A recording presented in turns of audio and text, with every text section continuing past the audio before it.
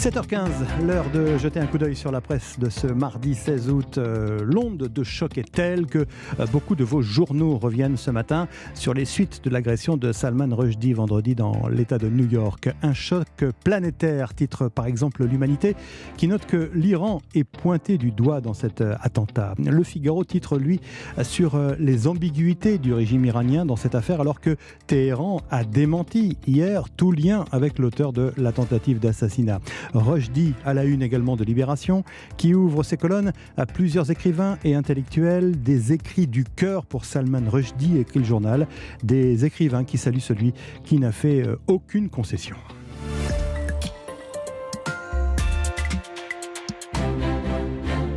Des policiers quotidiennement confrontés au refus d'obtempérer depuis le début de l'année, annonce le Figaro ce matin. Ce sont en moyenne 70 cas de contrôle qui tournent mal, qui sont répertoriés chaque jour en France. C'est désormais un risque permanent. Qu'ils interviennent à la campagne ou en ville, policiers et gendarmes savent qu'à tout moment, un contrôle peut dégénérer. C'est le symptôme d'une crise profonde de l'autorité, selon Thierry de Montbrial, avocat spécialiste des questions de sécurité. Les délinquants, assure-t-il, ont compris la faiblesse politique derrière l'uniforme. L'autorité de l'État ne sera vraiment rétablie, dit-il, que le jour où le pouvoir politique assumera les conséquences de l'emploi de la force légale.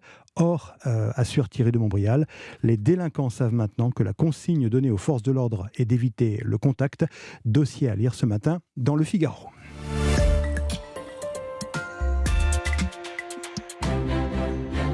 C'est une conséquence pour le moins troublante des fortes chaleurs de la canicule qui a sévi cet été, notamment en Provence. Figurez-vous que le chant des cigales a disparu. C'est le Parisien qui fait ce constat ce matin. Et la raison, eh bien, elle est simple. Au-delà de 36-38 degrés, les cigales subissent un stress thermique important et elles se terrent. Et donc, on ne les entend plus, ou presque, si ce n'est parfois aux heures les plus douces du début de soirée. Autre conséquence, selon un spécialiste, les populations de cigales quittent les bords de la Méditerranée pour aller s'abriter plus au nord.